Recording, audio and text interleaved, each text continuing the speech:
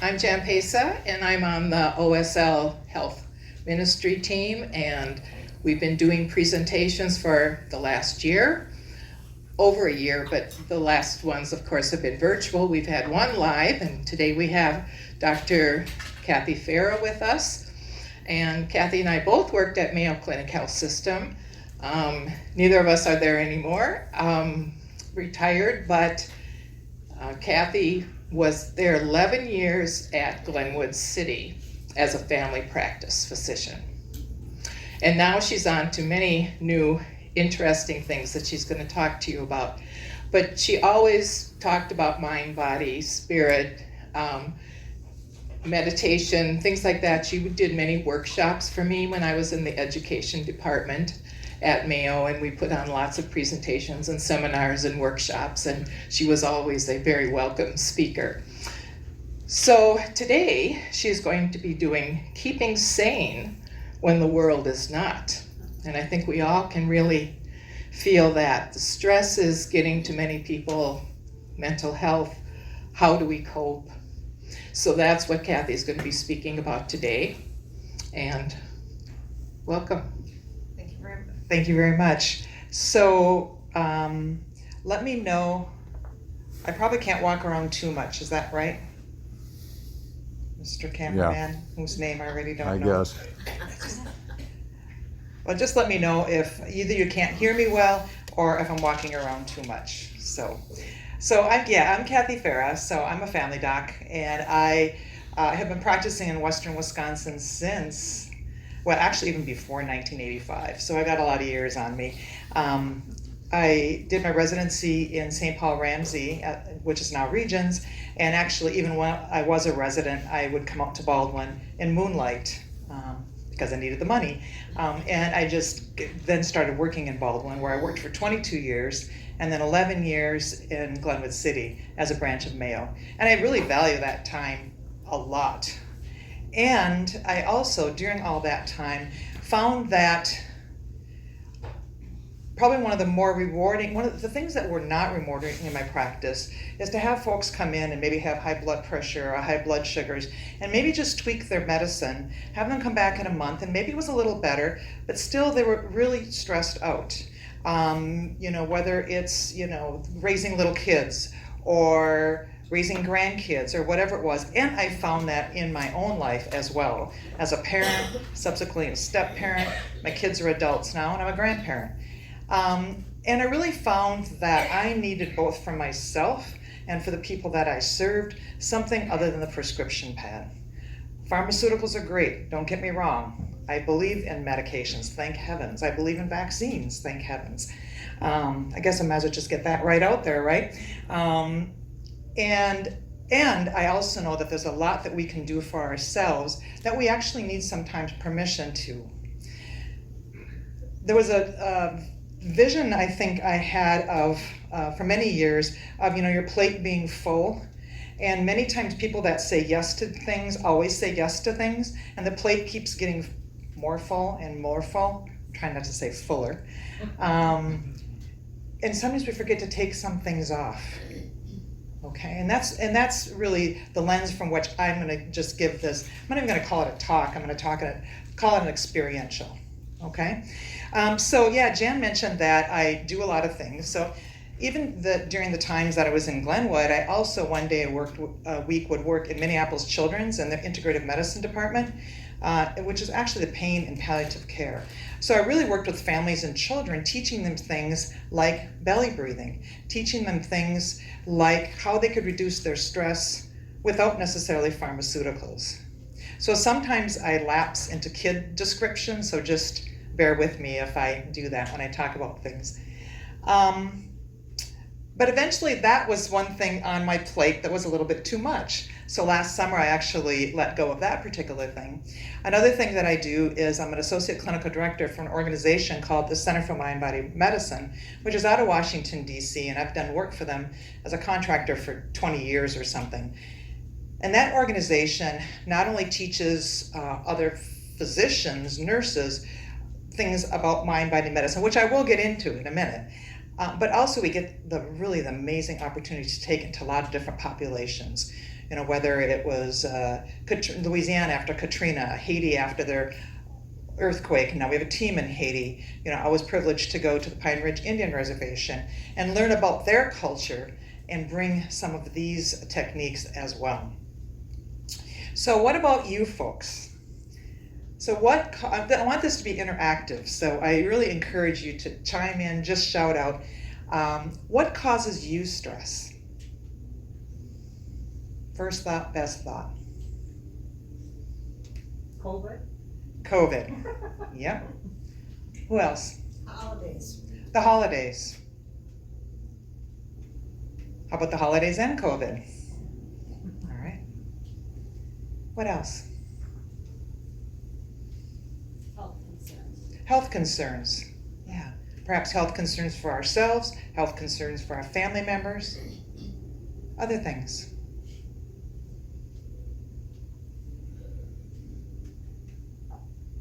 On the way over, I had the radio on, and they were talking about climate anxiety and how a lot of children, a lot of teenagers actually have climate anxiety, worrying about what really is the future of the earth, you know, and what can we do about that? Is it hopeless? Anything else? The news. The news. Yeah, the news. And what's happening in the news? And how much of the news can we take, right? I know that I get torn between wanting to be present and know what's going on, and sometimes I've just got to shut it off because it can be too much. Anything else? Being alone. Being alone. Yes. I think particularly with COVID, that has been even more apparent because it became not only being alone, but being dangerous to visit people that we want to visit and would normally visit. And trying to make that decision, is it safe? You know, do I bring them something that, you know, I would feel terrible about if they got COVID, for example? Yeah. So now what I will invite you to do is I'm gonna ask you to close your eyes and think of what maybe you said causes you stress, or perhaps you didn't say it, and that's okay too. And just notice for a moment, when you think about that stressor, where do you feel it, either in your mind or your body or your spirit? Where do you feel it? And now open your eyes, and I'd love to hear some responses to that as well. Where do you feel it? How about this table first? Mind. Your mind. Can you say a little bit more about that? I think it sometimes consumes me. Consumes me, It yeah. doesn't shut off. Doesn't shut off. To wake up Racing thoughts. Waking up in the middle of the night. Anybody else relate to that?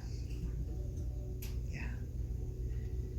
Any place else that you feel the stress in your body or mind or spirit in this table? Right behind my left eye. Behind your left eye. There it is.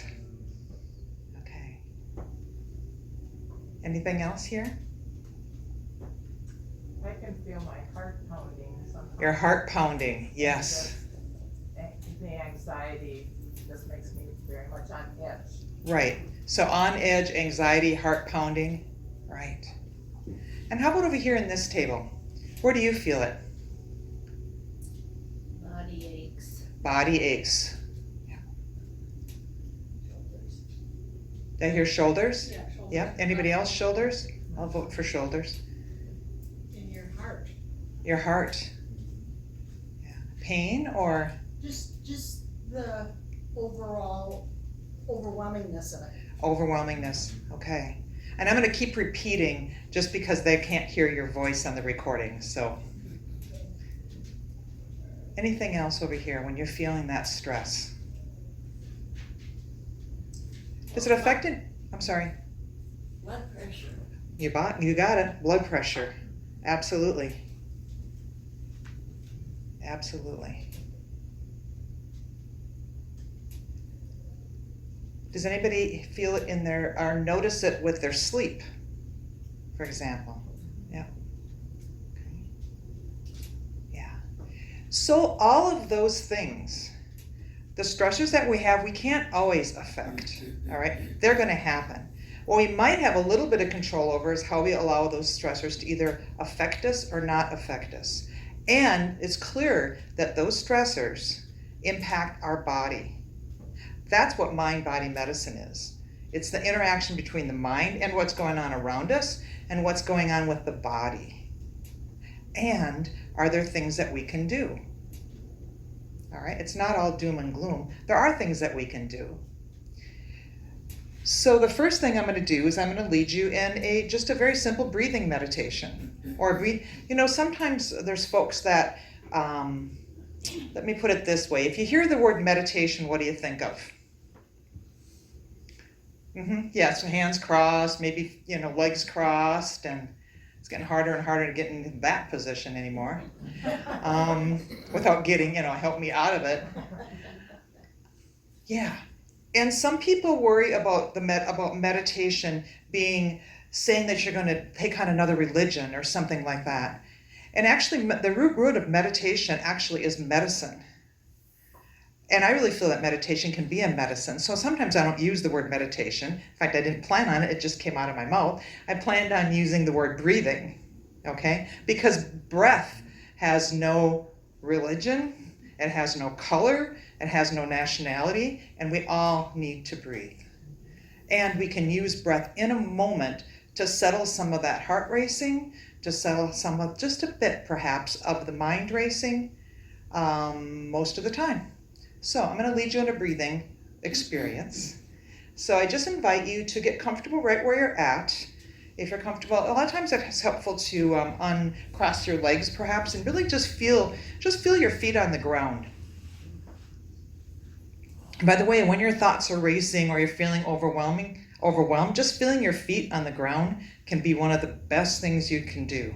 That's probably one of the first mind-body techniques I learned many, many, many years ago when I was just going through a divorce and my kids were like 1 and 3, and I went to a support group, and she said, when you're feeling overwhelmed, feel your feet on the ground. It's like, wow, I can do that. And it somehow makes you feel just almost a little more stable or something. So now if you're comfortable, let your eyes drift closed. And then just notice your breathing, and don't worry about doing any kind of right or wrong, but just notice your breathing. And when I notice my breathing, and you continue to breathe at a pace that's comfortable for you as I talk. And these days, when I notice my breathing, that's one of the things I'm grateful for. I'm grateful that I can breathe comfortably today. And then you can let that thought go. And just notice your breathing again. And I invite you, if you're comfortable, breathing in through your nose and out through your mouth. And in through your nose at a pace that's comfortable for you, and out through your mouth. And maybe with the next breath, actually put your hand on your stomach, on your belly, let's call it. And just notice as you breathe in, do you happen to notice your belly gently rising? And as you breathe out, do you notice your belly gently falling without forcing it, just a noticing? Again, gently rising with the in-breath and falling with the out-breath at a pace that might be totally different than what I'm speaking. Maybe make the out-breath a little longer next time.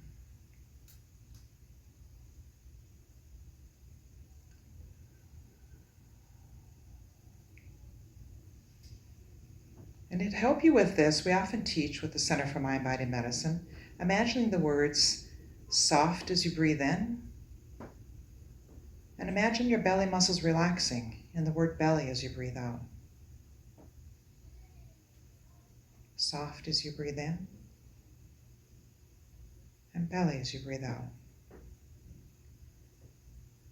Continue to breathe in this way, and using those words can actually help us to relax our belly and to relax our breathing.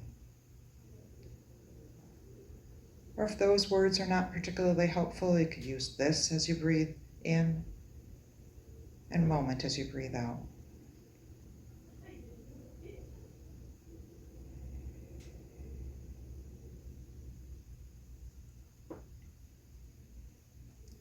And just another breath in and out. And you can open your eyes.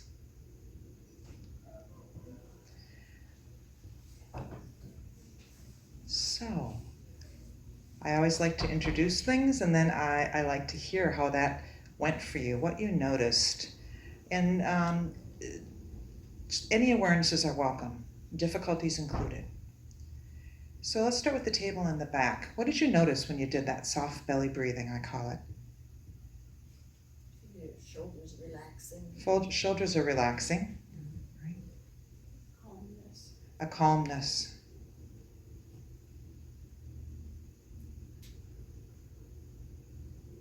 How about this table? A focus on the act of the breathing. You focused on the act of the breathing. Yeah. So what did that do with those racing thoughts? Calm them. It calmed them. I'd sometimes like to think of it like the snow globe.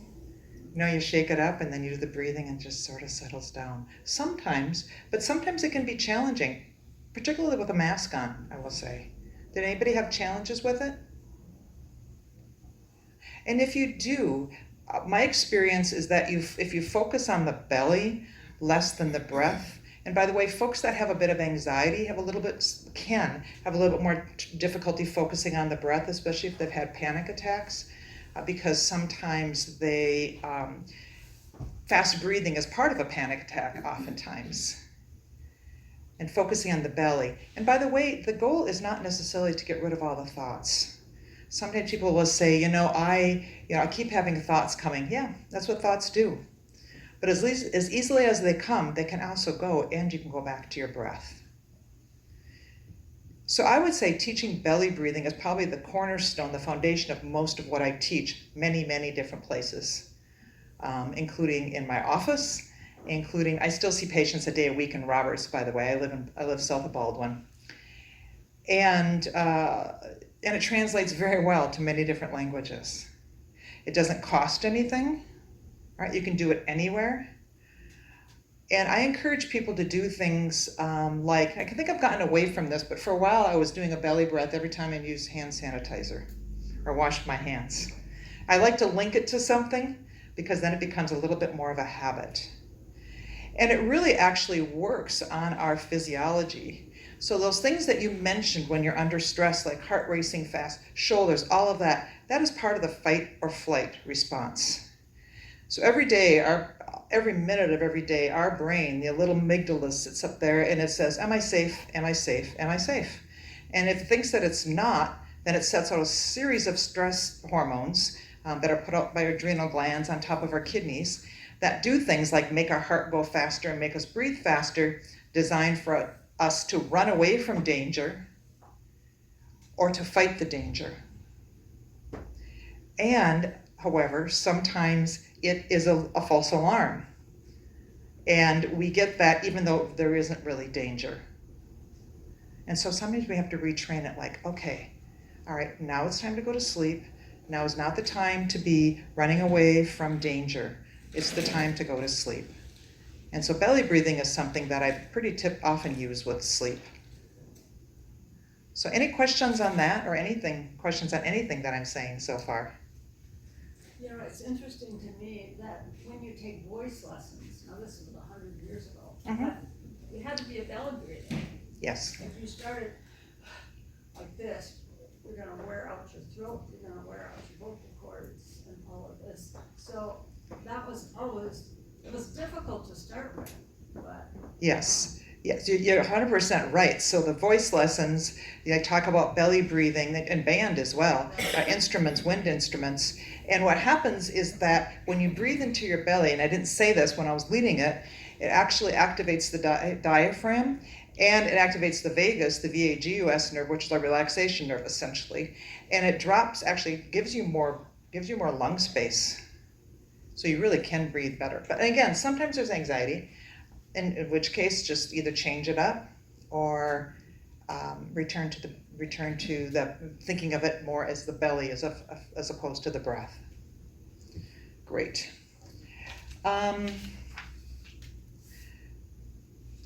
So, breathing.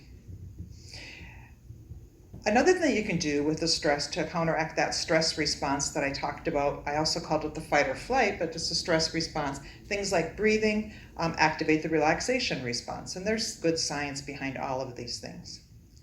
So who's heard of mindfulness? Does anybody know what it means? I won't make you say. Very simply put, mindfulness means doing what you're doing. All right? Some people say, your feet are on the ground, where's your mind? All right? I mean, who has, perhaps you have been driving someplace, all of a sudden you find you've missed the exit. Because your car and your mind weren't even in the same place, right? Or gone into the kitchen and, like, what am I here for? Okay, that's not particularly mindful. It also most likely doesn't mean that you have dementia, but there's always that fear too, right? Oh, geez, I forgot my password. Am I getting dementia like my mother?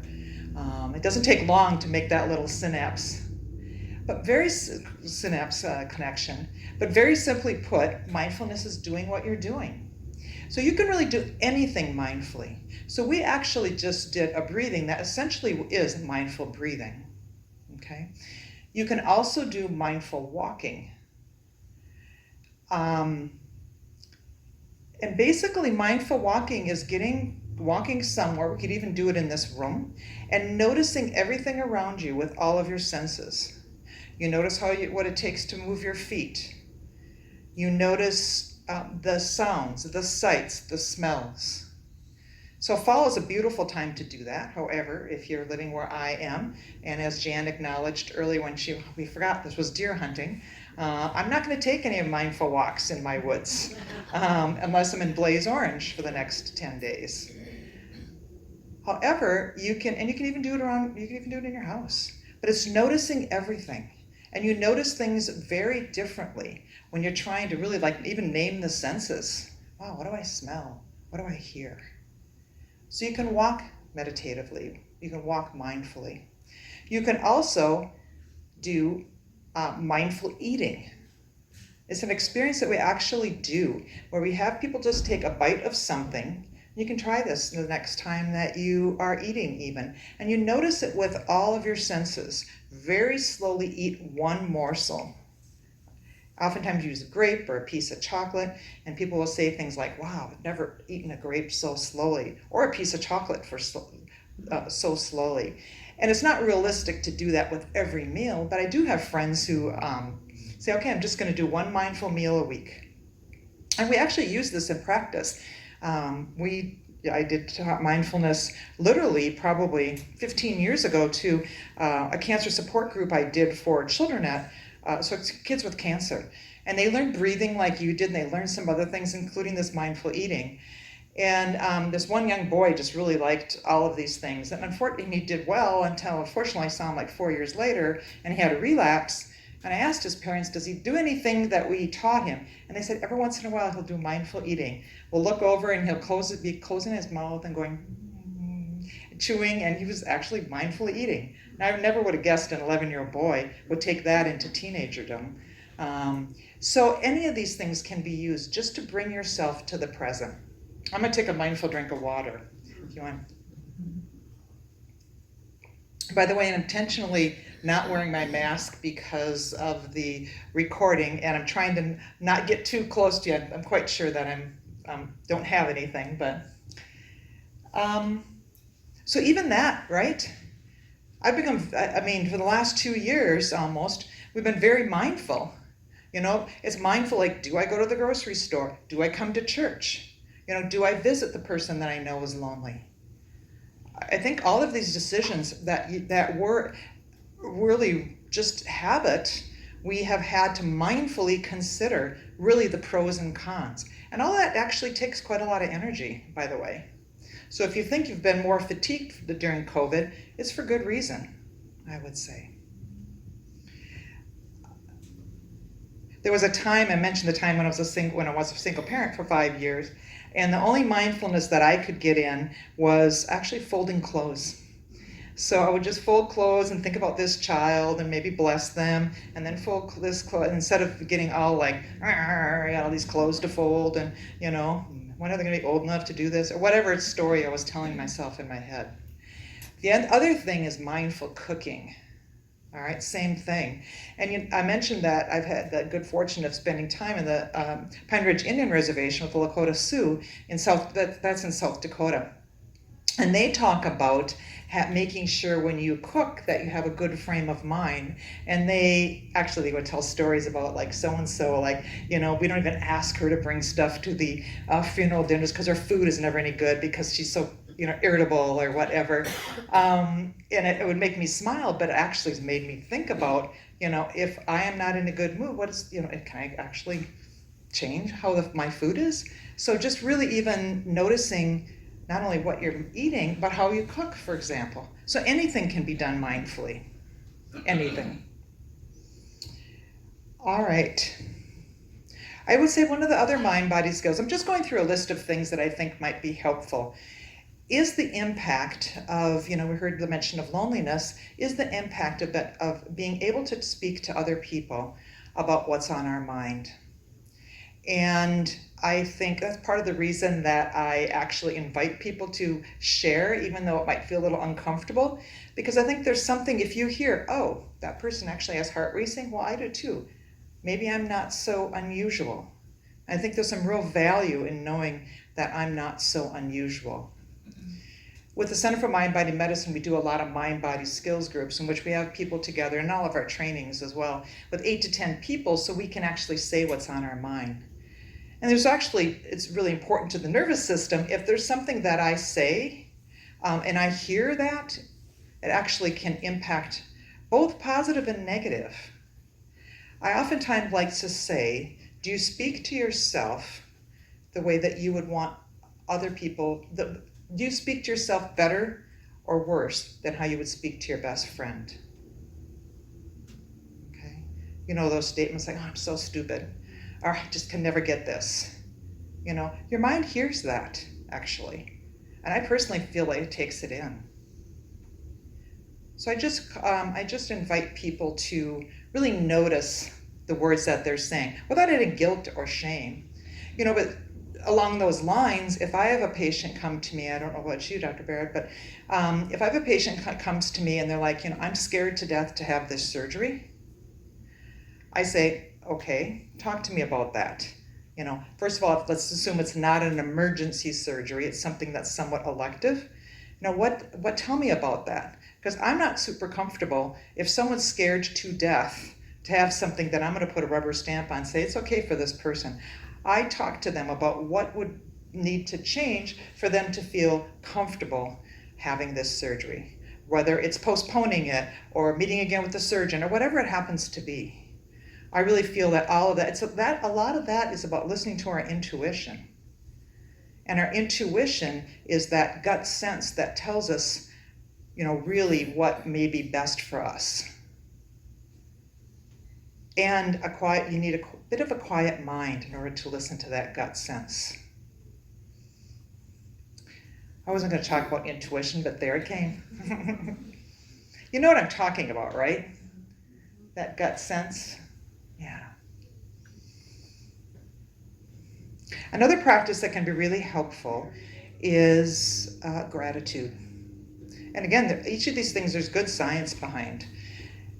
So really expressing gratitude, some people will keep a gratitude journal. At the end of each day, what are 3 things that I'm grateful for? Each morning, what are 3, even one thing that I'm grateful for? It is hard to feel gratitude and be angry. It's just really hard to do. I mentioned journaling. Journaling is another, and it doesn't have to, literally, I keep going back to my very early single parent days for some reason, and my kids are like 33, 4, 5, whatever. I got a journal for Mother's Day, and literally, I think it took me like 3 or 4 years to write in it because I wanted it to write perfect, and I am a very typical doctor. My writing is not perfect by any means. And I just like, oh gosh, and then finally I just started writing a gratitude. What am I grateful for? And some days it was just, I'm grateful I have hair. That's actually a pretty big deal when you think of everybody who loses their hair for lots of different reasons. Today it was, as I mentioned with that first breathing, I'm grateful that I can breathe, all right? That I could get in my car and drive here. How lucky am I? And journaling has great research too. They've actually done studies where they took a group of people and they had them just journal. They didn't even say journal about the traumatic event, just write whatever that came to them for 3 days in a row. And they actually had better asthma scores. All right? I mean, how quickly would a drug that did that sell? All right? So getting it off your mind. If you don't want anybody to read it, that's fine. You just tear it up, or if you're lucky like I do, I live in the country, I have a little burn barrel. But it gets it off your mind. I've done that in the middle of the night too, where it's like, you're ruminating, gotta remember this, gotta remember that, and then just write it down in a notebook so that you get a little break from it. Okay, put it there. All right. So I think I'll just lead you in a little gratitude meditation, okay, or gratitude experience, let's just say. So go ahead and settle back into your spot. You can close your eyes if you wish. If you don't want to, just look downwards so you're a bit in your own space. And then I invite you just to do the breathing that I mentioned, breathing in through your nose and out through your mouth, if that feels comfortable. Some folks with yoga learn a different kind of breathing. If in and out your nose works better for you, that's absolutely fine. The idea is to use the breath, just to settle into this space in this moment.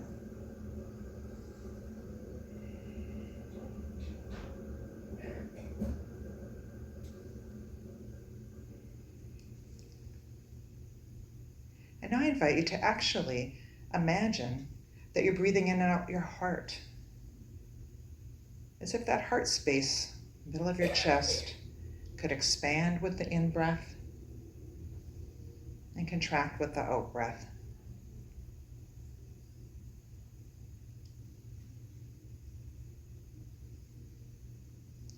And into that heart space, I just invite you to conjure up an image of someone or something that you're really grateful for.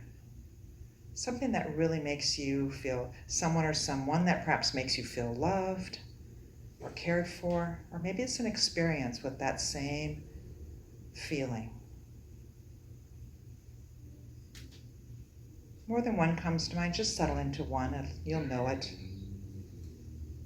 Might even make you feel a bit emotional. But almost as if your heart grows a little bit as you imagine this thing.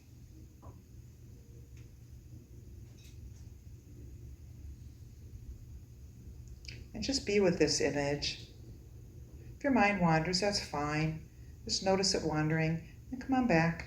I just want to notice this person or thing or whatever experience that I'm grateful for, that I'm feeling perhaps connected with.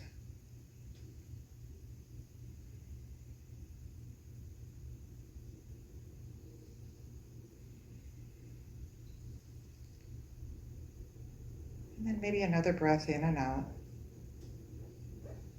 feeling that feeling grow.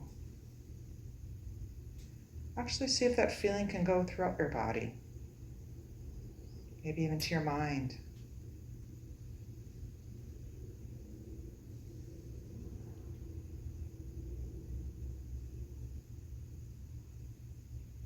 And maybe you want to extend that feeling to others.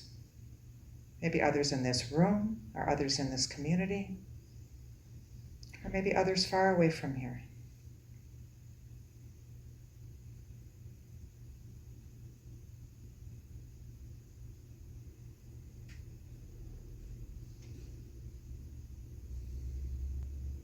And then come back to your breathing again. In through your nose and out through your mouth. Feeling your feet on the floor. And go ahead and open your eyes.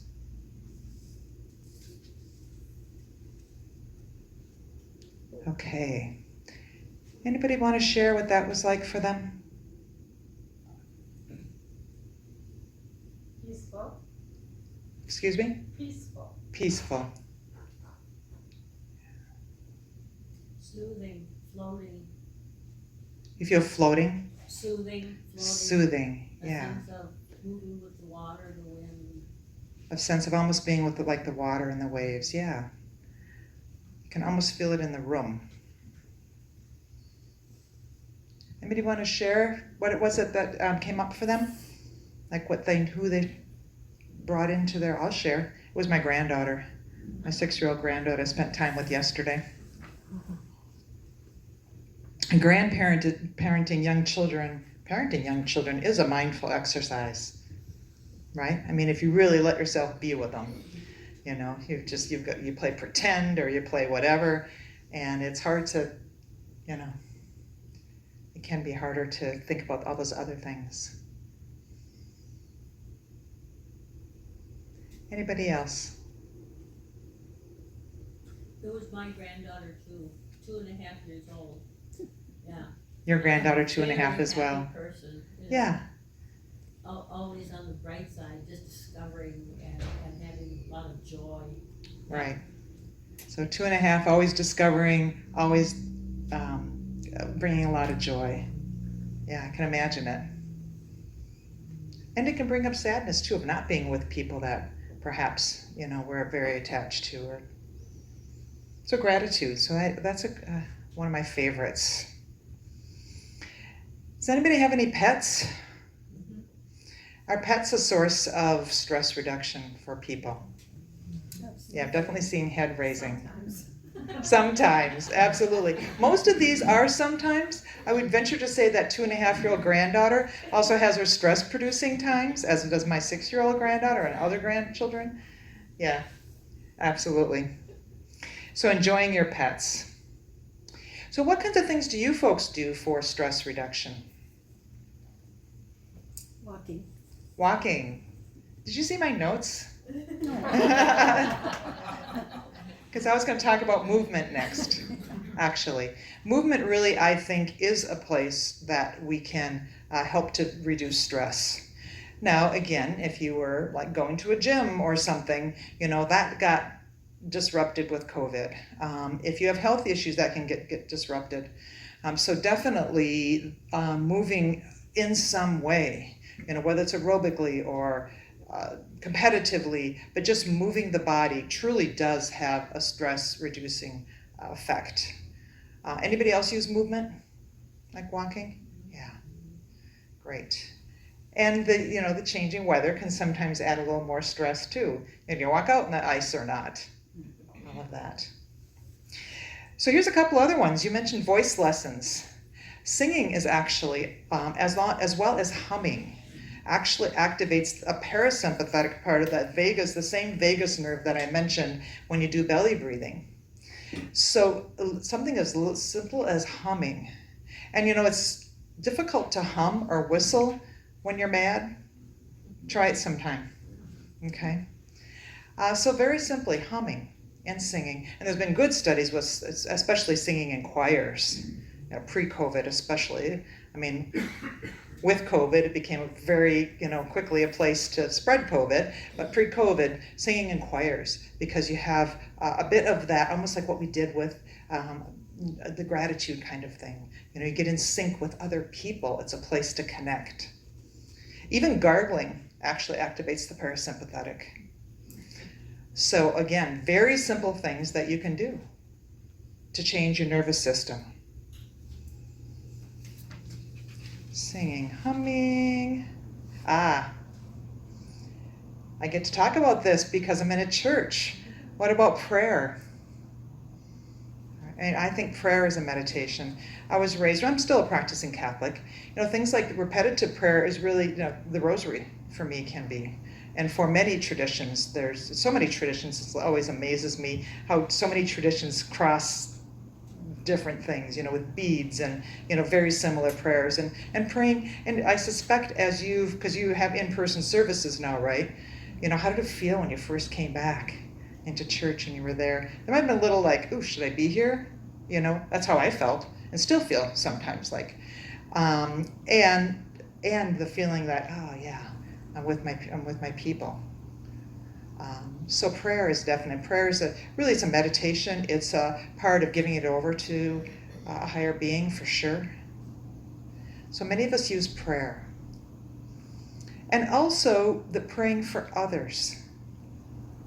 I mean, praying for others is good for ourselves, all right?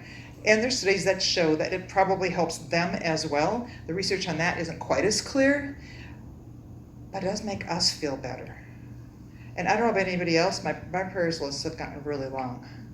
And even that is kind of like, wow, okay, another, sometimes you almost hate to look at the connections, whether it's the phone or Facebook or whatever. There's just a lot of illness, a lot of death, and a lot of people are leaving the planet, so to speak. So praying and being prayed for. Being prayed for, it kind of goes right along with asking for help. So who has an easy time asking for help? Right? Nobody. Who has an easy time offering to help others? Yeah, lots of head nodding. It can be humbling to ask for help. And if you think about it, it really is a gift to others. And they have to be able to say yes or no. Okay? So sometimes asking for help with, okay, if you can do it, but it is difficult, for sure. And, we are social beings. We need others. It's really part of our society. All societies, really. Very few people can go it alone. Very few places can people go it alone. So I think part of making sure that what we have on our plate isn't too much is also asking for help. And what can we perhaps ask to be taken off our plate? So those are the thoughts that I have for you today. So just to kind of summarize, I talked about the title, of course, Staying Sane When the World Is Not, and asking you about how you reflect on what causes you stress and where you feel that stress in your mind and your body and your spirit. And then we talked about some things that we could do, whether it's belly breathing or mindful breathing, mindful walking or eating or cooking or clothes folding or whatever it happens to be. Also just being in the moment with whatever it is that we're doing. Talking, sharing with others, asking for help, gratitude, journaling. These are all very simple things that have good research behind them, I will say. Enjoying your pets, enjoying your children, your grandchildren, your spouse. A lot of people you can enjoy. And that's part of the gratitude, So right along with being like maybe angry in this hand, then maybe we hear, okay, but wait a minute. Okay, they're here. There may be a time when I'd be really happy to be angry at my spouse because he may not be here. And then movement. And then things like singing and humming, whistling, prayer. So any thoughts, questions, comments, and then we'll close. Maybe using creativity, like painting or sewing. Absolutely. Yes, so that's one of the things you talked about, activities like painting or sewing. Yeah, a lot of people are knitting. Knitting is, great for the eye, hand, and all of that. But yes, and doing that, oftentimes you actually kind of get lost in the moment, right? That's mindfulness. Others have any things like that they do? I see a head now. What? Behind you, I think. Knitting, Sewing. Yeah. We used to do, as a teenager, a lot of dancing.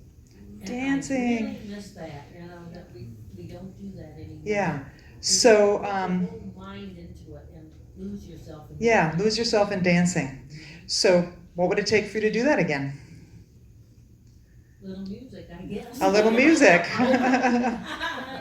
Dance that nobody watches watches you. Dance like nobody's watching, absolutely. I did mention that I had a lady with high blood pressure, and we talked about what movement she could and couldn't do, and I'm like, what would you like to do? And she said, well, I really like to dance the polka.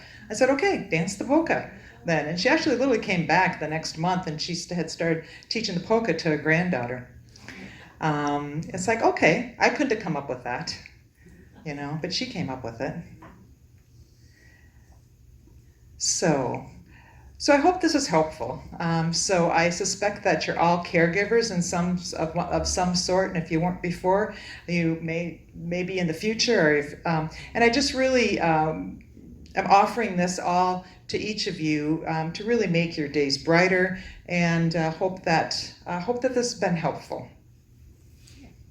So, I thank you. just read a quote, or it was on Facebook, and I thought it was really good, and it ties right into this. Mm-hmm. That happy people are not necessarily grateful people, but grateful people are happy people. Okay, so the quote is, happy, as you saw on Facebook, happy people Are not necessarily grateful people, but grateful people are happy people.